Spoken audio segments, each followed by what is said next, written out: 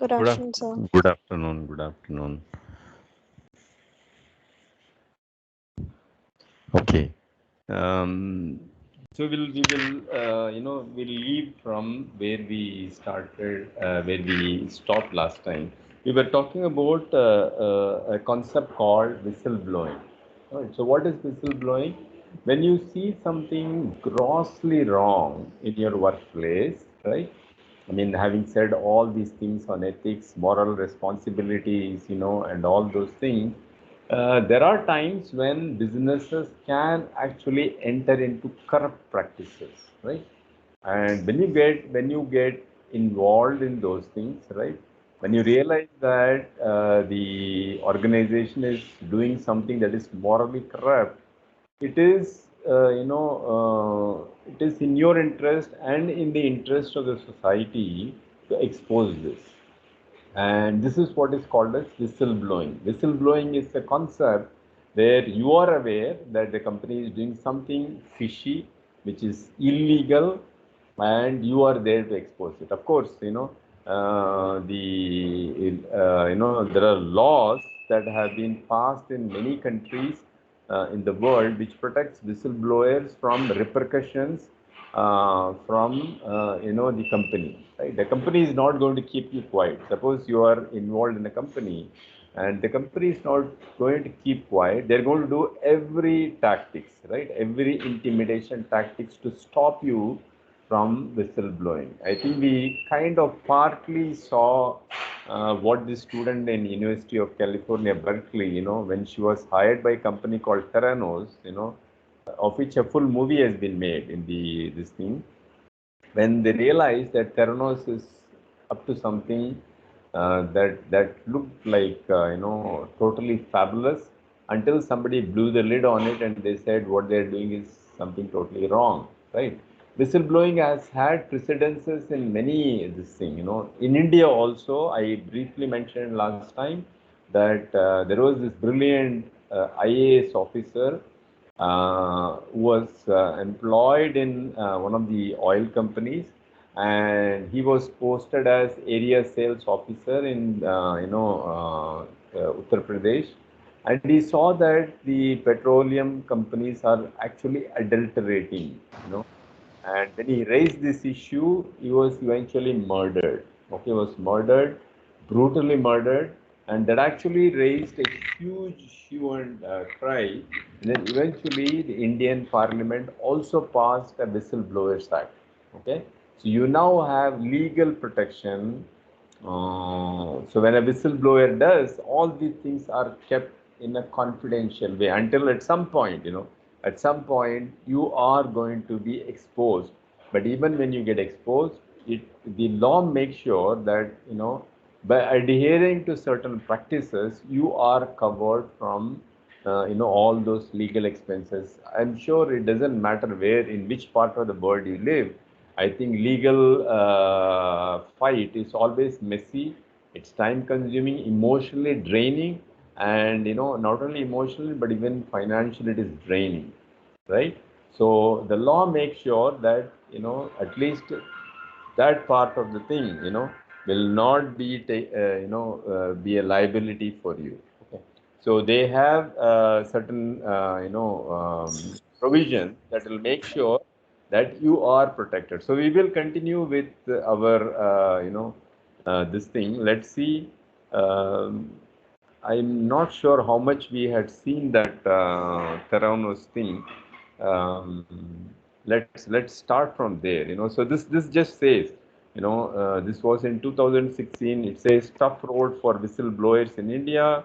He was killed for exposing adulteration of fuel at few petrol stations in Uttar Pradesh. So just for exposing. So this was a major scam actually, but unfortunate, but his death brought about a huge change in the parliament, and we now have a whistleblowers act. Let's just say, um, okay, this is what we were looking at last time.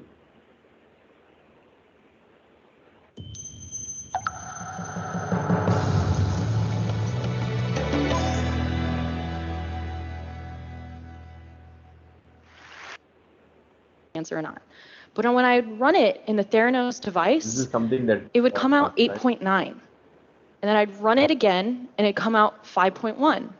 And I'd run it again, and it'd come out 0.5, which is technically in range. But what do you do in this scenario? What is the accurate answer? And this wasn't an instance that I was seeing just one-off. This was happening nearly every day across so many different tests.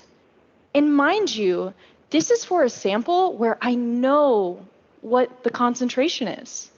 What happens when I don't know what the concentration is? Like with a patient sample, how am I supposed to trust what the result is at that point?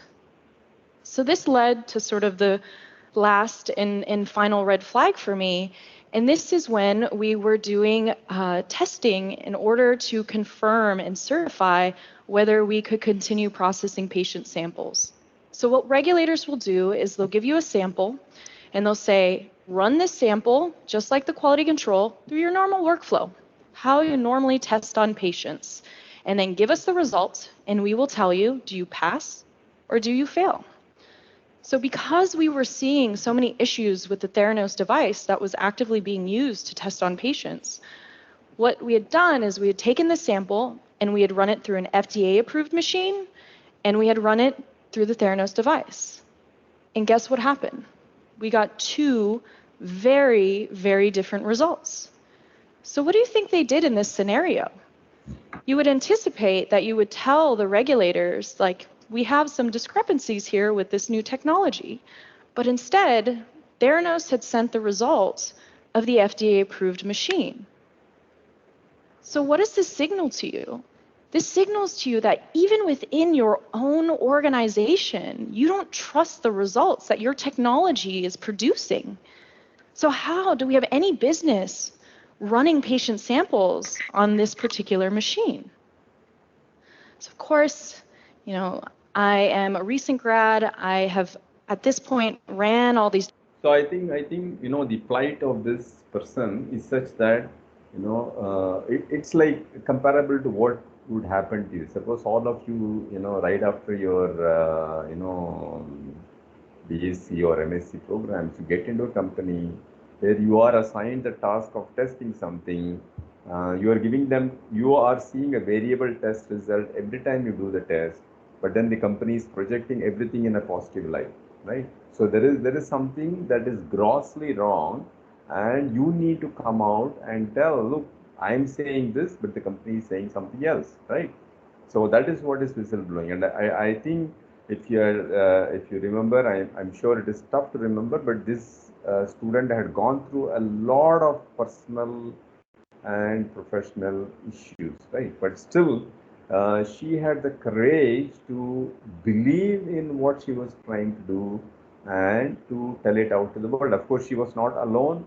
In this case, there were several other people who were like-minded, who were also realizing that there is something grossly wrong, and yet, they are being misquoted or misrepresented, right? So let's go back and watch different experiments. I've compiled all this evidence, and I'd gone into the office of the COO, and I was raising my concerns. Within the lab, we're seeing a lot of variability. The accuracy rate doesn't seem right. I don't feel right about testing on patients. These things I'm just not comfortable with. And the response that I got back is, you don't know what you're talking about. What you need to do is what I'm paying you to do, and you need to process patient samples. So that night, I'd called up a colleague of mine who I had befriended within the organization, Tyler Schultz, who also happened to have a grandfather who was on the board of directors. And so we had decided to go to his grandfather's house and tell him at dinner what the company was telling him what was going on was actually not what was happening behind closed doors. And not to mention that Tyler's grandfather was George Schultz, the ex-Secretary of State of the United States. So you can imagine me as a 20-something-year-old just shaking like, oh, what are you getting yourself into? But we had sat down at his dinner table and said, When you think that they've taken this blood sample and they put it in this device and it pops out a result, what's really happening is the moment you step outside of the room, they take that blood sample, they run it to a back door, and there are 5 people on standby that are taking this tiny blood sample and splitting it amongst 5 different machines. And he says to us, I know Tyler's very smart, you seem very smart, but the fact of the matter is I brought in a wealth of intelligent people, and they tell me that this device is going to revolutionize healthcare. And so maybe you should consider doing something else. So this had gone through a period of about 7 months, and I decided to quit that very next day. And this... yeah.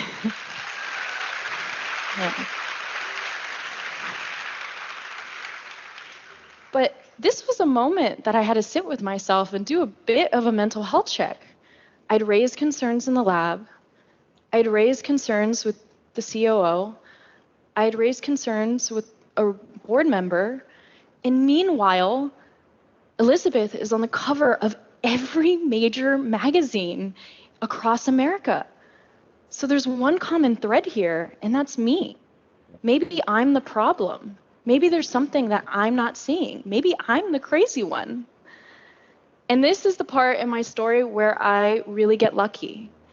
I was approached by a very talented journalist, John Carreyrou from the Wall Street Journal, and he had basically said that he also had heard concerns about the company from other people in the industry and working for the company. And in that moment, it clicked in my head, Erica, you are not crazy. You're not the crazy one. In fact, there are other people out there just like you that are just as scared of coming forward, but see the same problems and the same concerns that you do.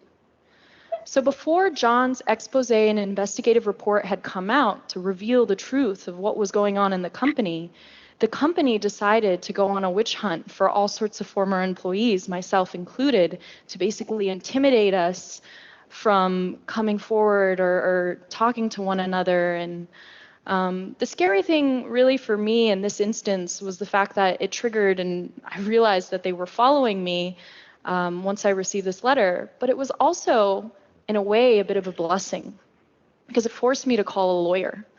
And I was lucky enough I called a free lawyer, but he had suggested, why don't you report to a regulatory agency? And this was something that didn't even click in my head, probably because I was so inexperienced. But once that happened, that's exactly what I did. I had decided to write a letter and a complaint letter to regulators illustrating all the deficiencies and the problems that I had seen in the laboratory.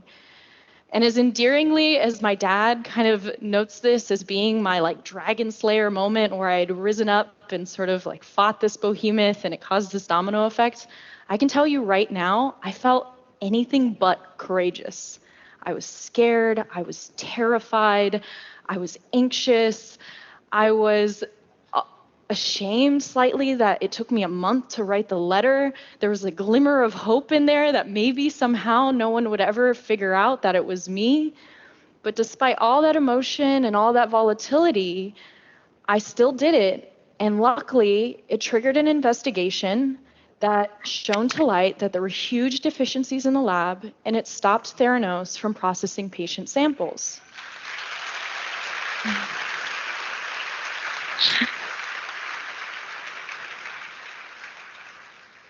So you would hope, going through a very challenging and crazy situation like this, that I would be able to sort of culminate some how-tos or recipe for success for other people that are in this situation. But frankly, when it comes to situations like this, the only quote that kind of gets it right is this Mike Tyson quote that says, everyone has a plan until you get punched in the mouth. And that's exactly how this is. But today, you know, we're here to kind of convene on Moonshots. And Moonshots are these highly innovative projects that are very ambitious that everyone wants to believe in. But what happens when the vision is so compelling and the desire to believe is so strong that it starts to cloud your judgment about what reality is. And particularly when these innovative projects start to be a detriment to society. What are the mechanisms in place in which we can prevent these potential consequences?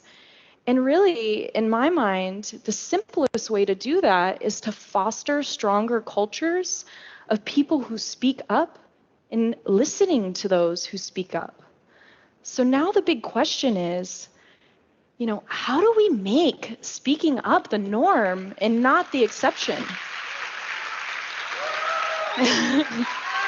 So, speaking up is something that needs a lot of courage, typically, people think that academic world is a nice place to work with and all that, but I think academic place is probably as terrible as outside workplaces. Many people have been sexually harassed in advanced countries. Okay, I'm not talking about India. We don't know. We still don't have anything, knowledge about what happens in India. But many high, extremely, talented and well-recognized scientists have been fired from different laboratories based on complaints on sexual harassment. Okay, and it there has been a pattern for several years until somebody stood up and said, look, this is an inappropriate behavior. Somebody complained, the complaint was investigated, and then once the first one came out, several other people piled on and they said, this is what happened to me. So speaking up the first time is always a tough thing. I know many people tend to leave it, for whatever reason. But I think in the end, one courageous person takes the step, and the other people pretty quickly follow. Okay. So I think living in a society like where this person was, where this speaker was, United States, California, it definitely took a lot of courage. There are a lot of fair practices there, but also, as she wrote in that letter, people can go to any extreme to prevent you from exposing them. It doesn't matter whether which part of the world you live in. When powerful people think that you are about to expose them, they have a public face, but they also have a private face, and anything can happen. So we need to have that courage. Okay, and as we saw in the case of India, when that IAS officer exposed the corruption, he had to pay with his life. Okay.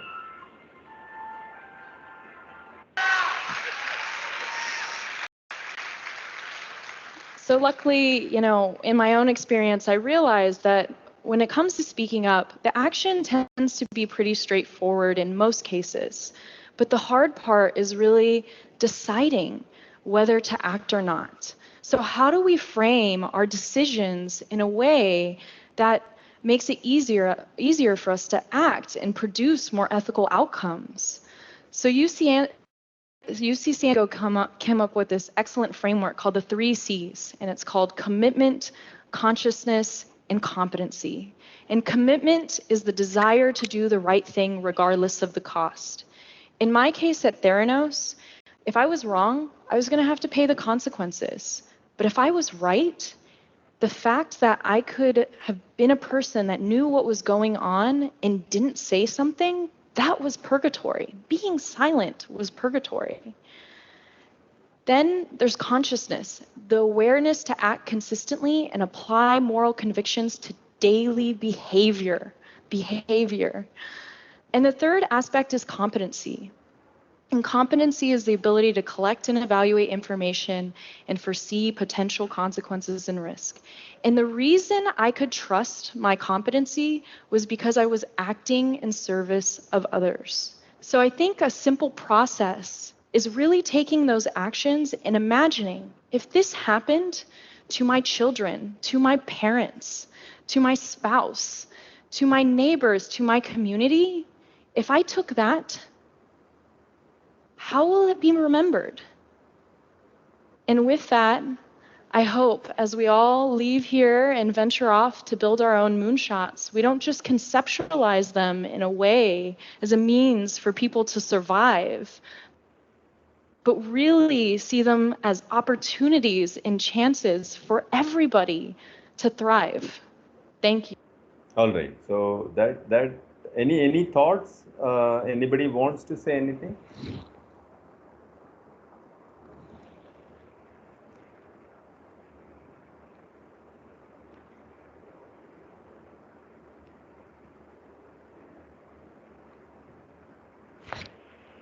Okay.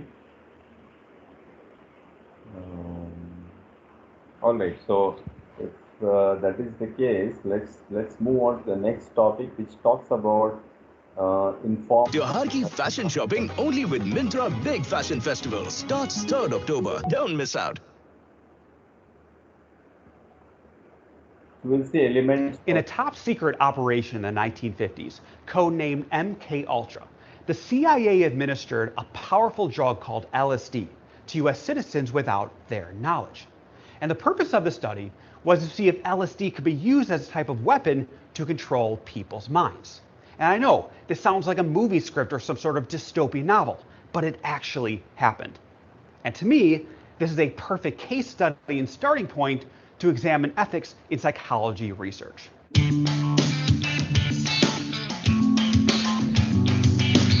So this would involve, several elements when you are experimenting on your fellow human beings without their knowledge, right? Without their consent, without telling them what is happening, right?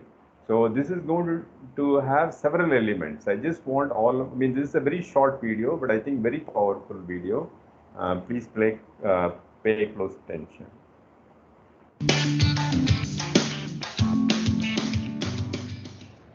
All right, guys, welcome to Psych Explained. In this video, we're going to discuss ethics.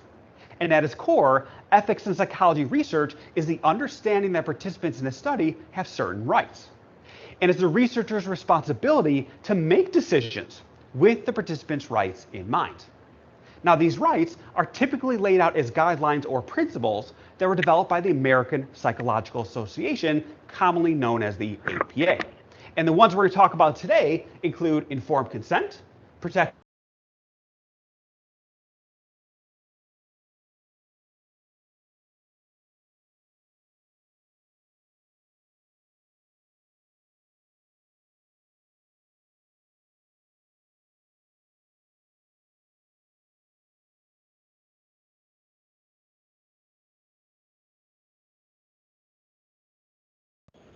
Sir?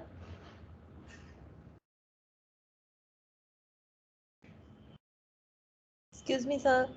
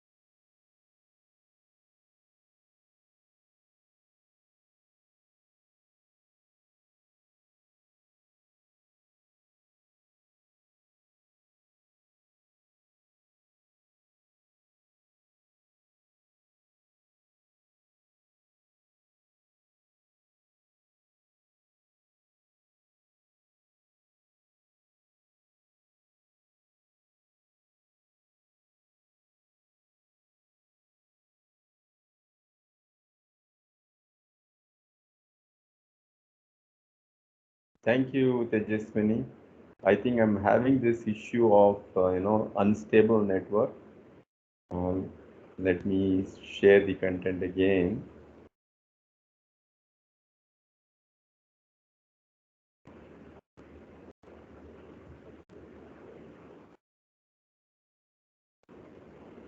Okay.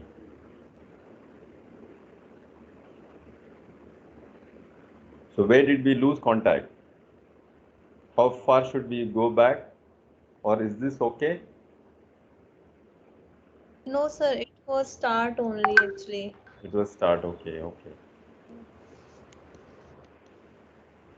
And I know this sounds like a movie script or some sort of dystopian novel, but it actually happened.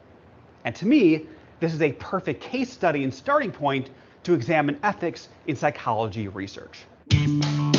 So although this talks about ethics in psychology research, what you're going to see is several different concepts being put in a very short format. Okay, and I think please pay close attention because each of these are your topics. Okay, we'll probably discuss some of them in subsequent classes, but I think this will give you a brief exposure to what happens typically during clinical trial. This what the description in this case is a violation. Okay, but these things need to be adhered to when we do a clinical trial. Okay. So in this case, the Central Intelligence Agency in the United States experimented on fellow human beings using a drug called LSD. Okay, that's a terrible drug that gives all kinds of hallucinations, many different kinds of things. Okay, so they did this illegally without informing people. So this short talk will actually tell you what informed consent means. What all the other aspects of doing anything on fellow human beings should involve.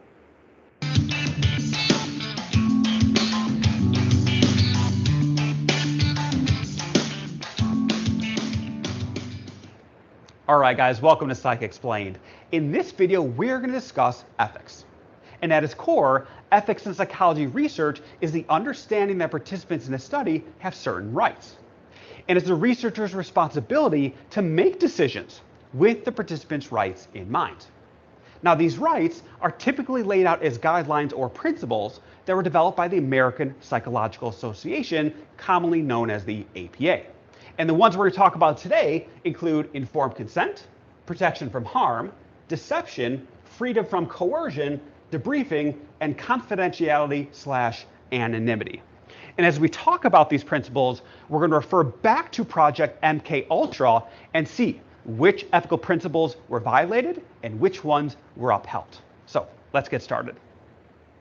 So before a study begins, there should be some sort of mutual understanding between the researchers and the participants regarding what's about to happen. And this essentially lays the foundation for what we refer to as informed consent. And if we break down these two terms, you'll understand what informed consent means. Inform means to be made aware of, right? You're informing somebody about what's about to happen, and consent means to agree. So the participants know what's about to happen and they agree to do it. Some sort of signed document. And if we break this down into bullet point form, here is kind of the main takeaways. First, informed consent must occur before the study begins. So not during the study, not after the study. Participants should know what the study is about before they actually enter the research study. Also, and most importantly, is that participation should be voluntary. Okay, what it should be? It should be voluntary, right? Voluntary participation as opposed to the opposite, which would be involuntary participation, right? They should choose and willingly enter the study without being, let's say, forced to do it. And also with voluntary participation is they also should have the opportunity to withdraw or leave the study at any time, right? So if you're a participant, you say, yeah, I don't want to be here anymore, right? This makes me uncomfortable. I hate being here. Well, the researcher can't say, well, you signed the signed document, you have to stay. If they want to leave, they want to withdraw, that is part of informed consent. Also, with informed consent, knowing this is before the study begins, participants should be made aware of the purpose of the study, right? Why are we here? right? What are we hoping to achieve by me signing up for the study? And even things like logistics. How long am I going to be here? What do I have to do? Am I taking a survey? So what are the logistics and purpose as well? And lastly, participants should be made aware of the risks involved. Will I be harmed in any way? Will I feel anxious? Will I feel stressed? So informed consent is all about voluntary participation. A participant knows what they're about to get into, and then the study begins. So here's a question. How does it connect to our study of Project MK Ultra? Now, just to recap, and this is a true story, the CIA purposely bought the world's supply of LSD to be used as kind of an experimental truth serum, kind of a mind-controlling drug, to see if it can actually work against, let's say, an enemy. Okay, I know it sounds like a dystopian novel, but it actually happened. Now, did the participants know they were being given LSD? Most of them did not. So what would that tell you? That broke informed consent. There was no informed consent. There was no voluntary participation.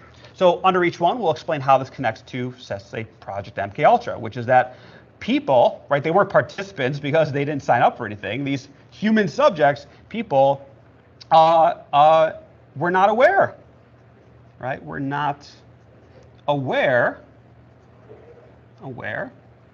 they were given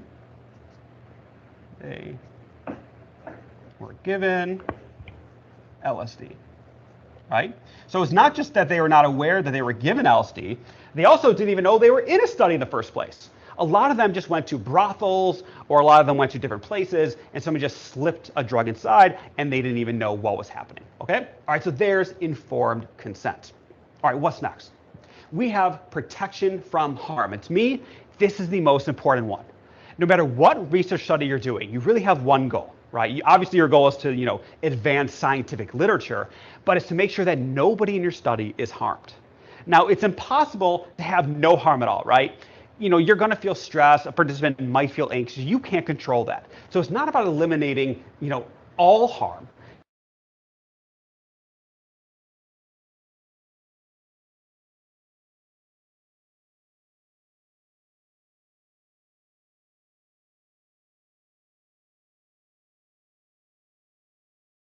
Right? An electric shock, blood pressure goes up, right? There's something physically harmed with the participants. Another type of harm you want to minimize is probably the most damning in terms of long-term effects, which is psychological harm, right? This would be like emotional distress and all those type of things. So we want to minimize the harm. Now here's the big question.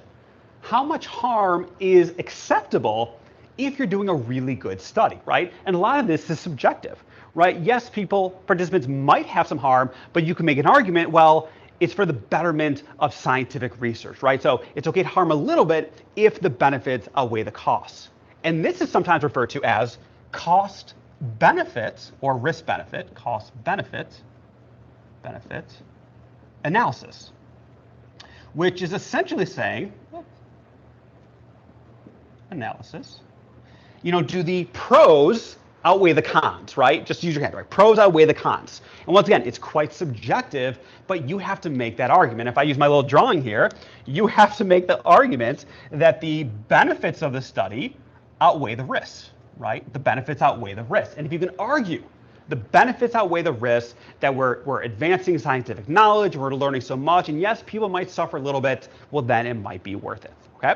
All right, so let's go back to our study of Project MK Ultra. Were people harmed? Absolutely. Now, some people take LSD for recreational purposes, right? Because they want to. It's fun in their minds and it creates a euphoric experience. But imagine me giving this hallucinogenic drug, but you didn't know you took it. So there's so much harm being inflicted on these participants or people who didn't know they were taking it. So in this study, there is a lot of harm. There was no protection from harm. There was tons of distress. And we kind of lay out, a couple of this idea of distress, emotional distress. There was, fear, right? Why am I feeling the way I do, right? They didn't know they were taking LSD and anxiety, fear, anxiety, and panic, and even hallucinations, right? It's a strong hallucinogenic drug. So there was a lot of distress and discomfort and fear and anxiety that occurred. There was absolutely no protection from harm. Okay, what's our third one? Our third one is deception. Now this one is a little interesting because deception can be used, but only in certain circumstances. But let's actually dive into what deception actually means. So deception, a synonym, means to mislead, okay? Mislead, okay? Or you might say, to hide the truth. Hide the truth, okay? And it's important to note that sometimes deception is used, and it is important, right? There are a lot of famous studies, and we'll talk about these in a moment, where you have to kind of hide the truth or to mislead participants because it's just part of the study, and without it, you're not going to get the results you need. Just for example, some very famous studies in psychology that have used deception are like Milgram shock experiment.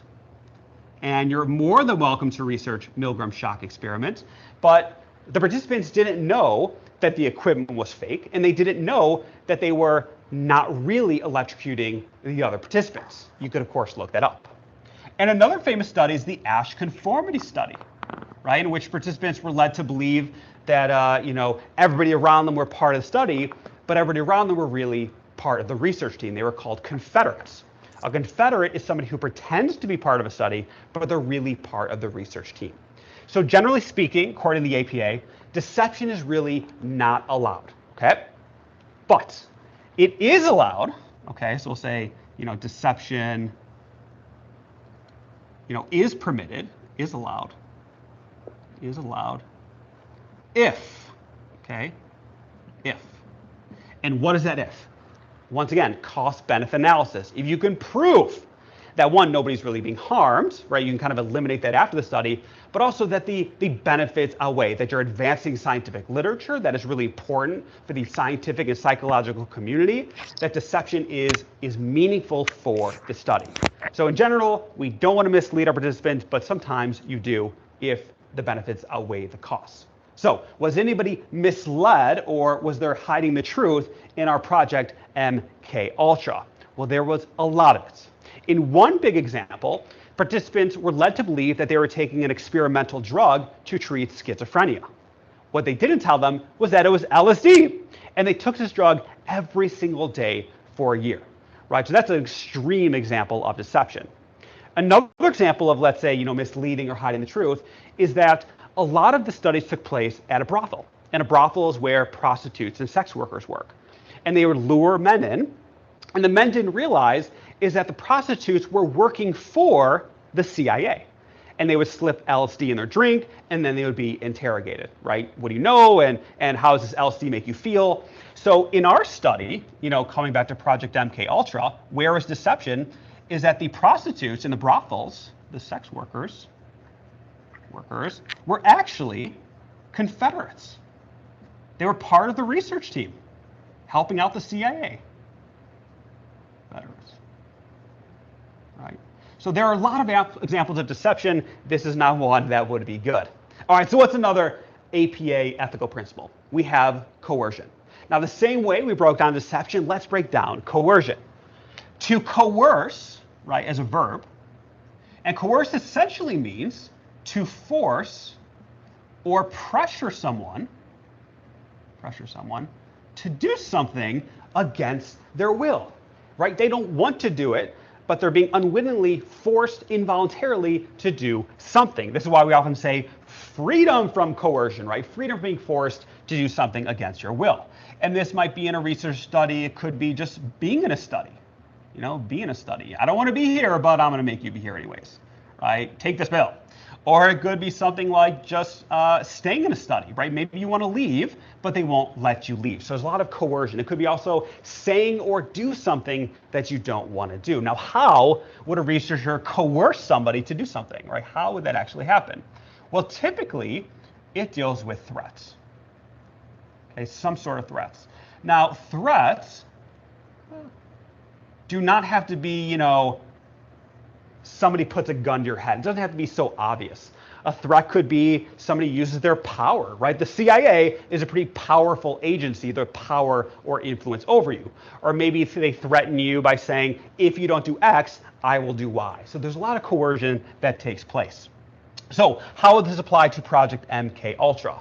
Well, people were threatened that if they didn't do what the CI wanted them to do, there would be consequences. So one big example, I'll write this down here. People were threatened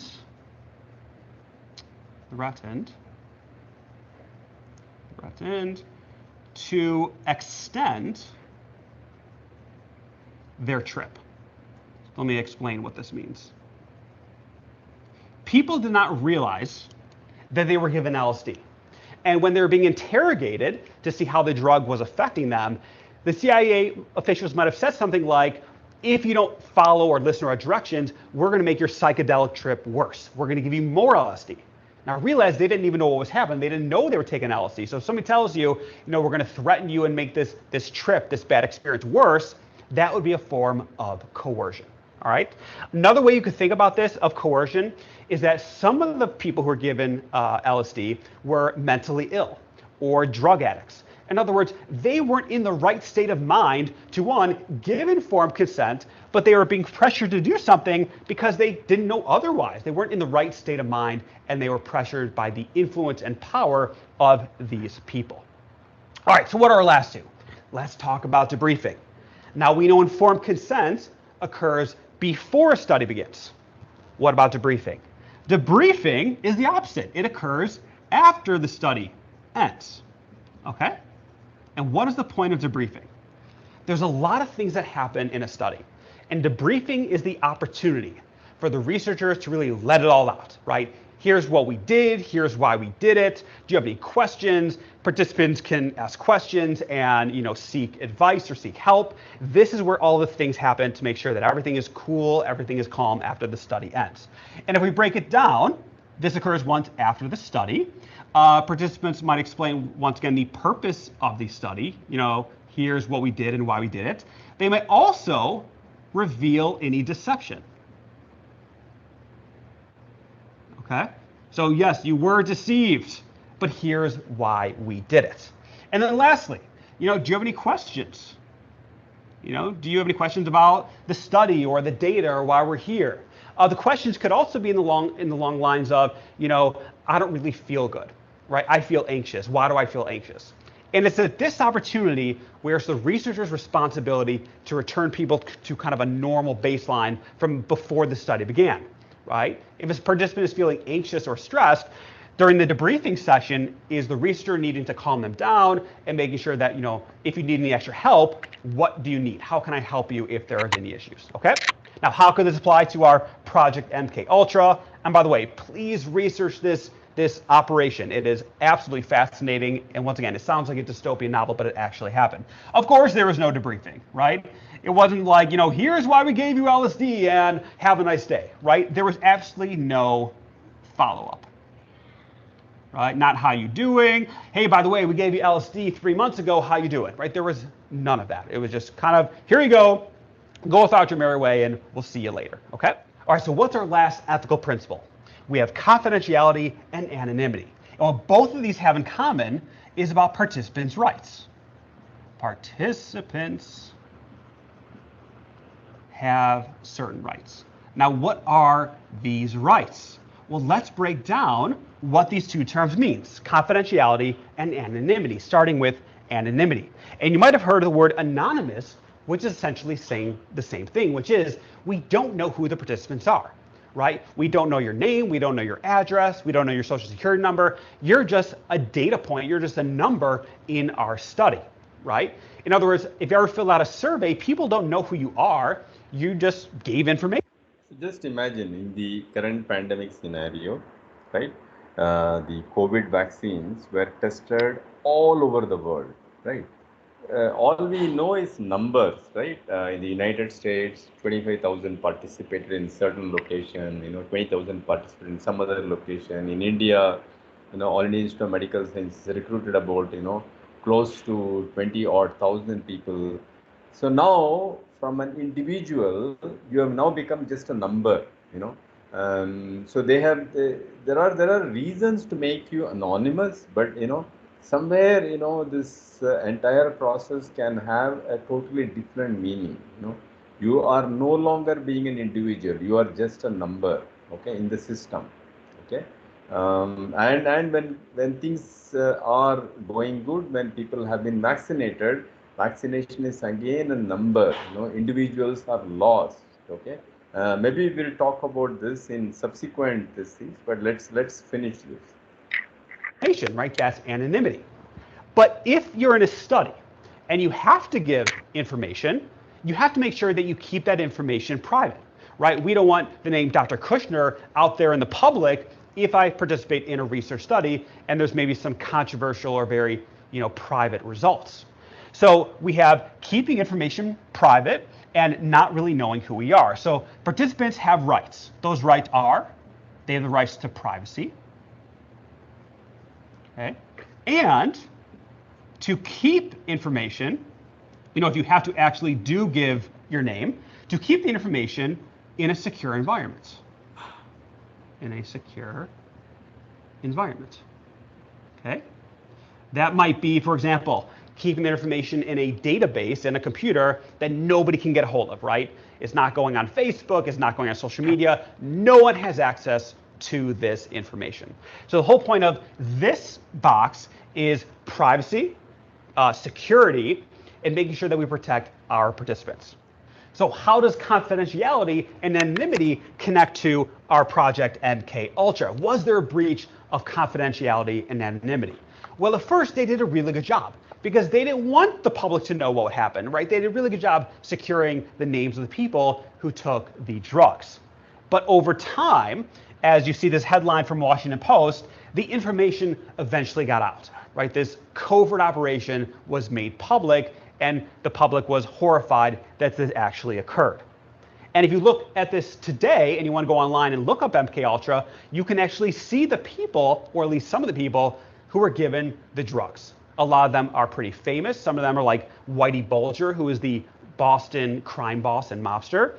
Ken Kesey, the author of One Flew Over the Cuckoo's Nest. There are a lot of famous people who are part of these trials. So yes, there might have been some privacy, but unfortunately, is their identities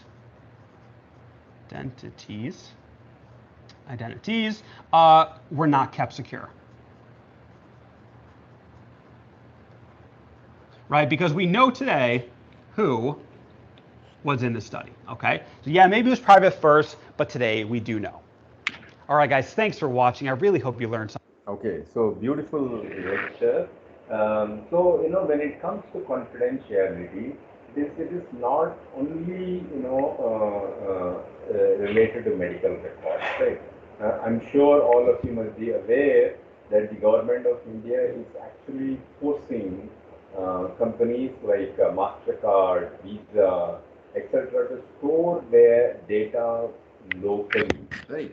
What we know is that the digital regulations are different between United States, are different in the European Union, are different in other parts of the world, right?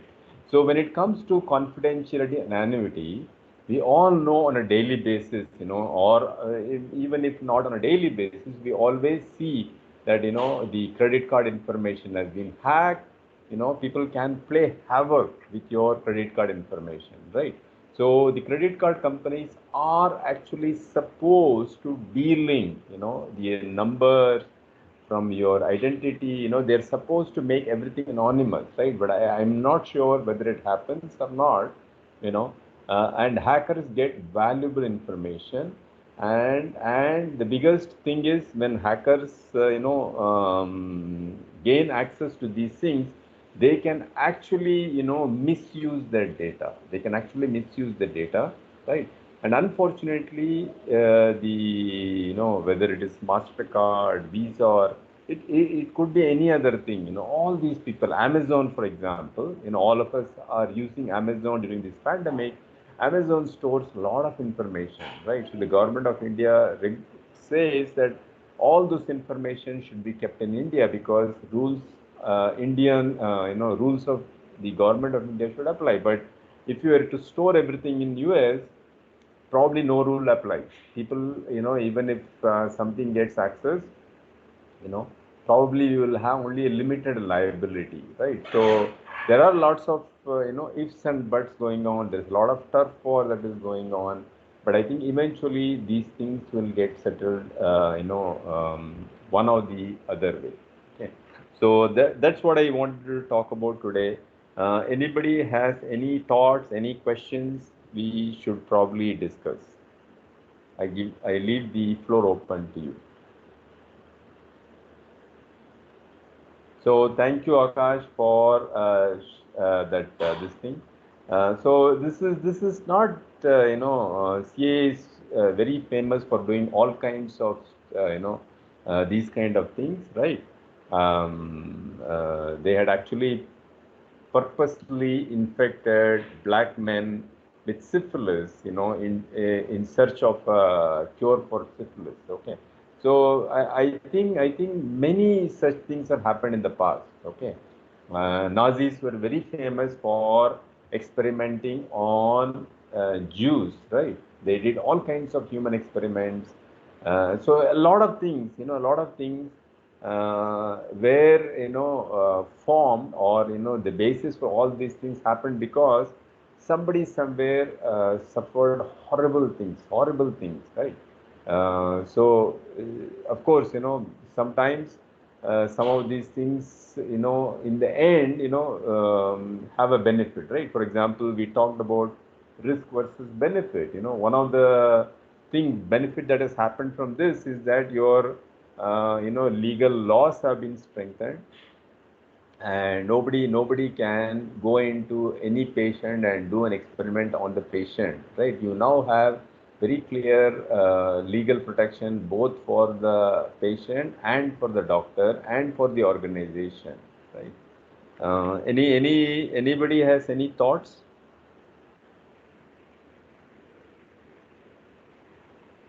No, sir. All right. No, I hope sir. you guys are enjoying this. Okay.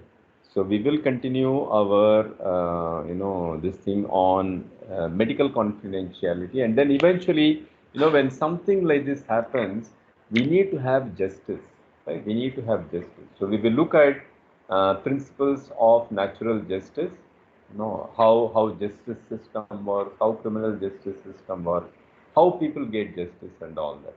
Okay, maybe in our subsequent classes. Okay, okay. If there are no questions, then maybe it's time for us to log out. Okay, so have a safe weekend and take care. God bless you all. Thank you, sir. Yeah. Okay. Okay.